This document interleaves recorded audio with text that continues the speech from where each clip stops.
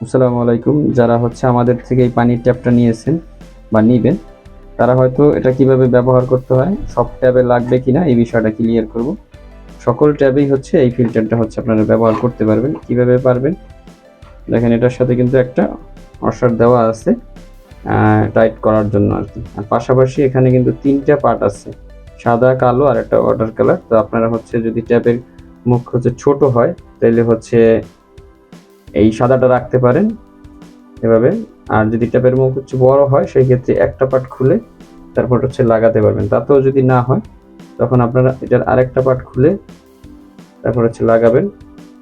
লাগানোর পরে শুরুতে হচ্ছে এটা থাকবে, এখানে দেওয়ার পরে এটার মাধ্যমে আপনারা চাবির মাধ্যমে হচ্ছে এটাকে টাইট করে ফেলবেন।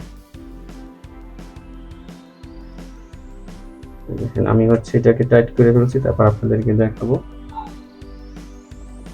এই যে পুরোটা টাইট হয়ে গেছে, ঠিক আছে। এখন এটা পানিটা ছাড়বো।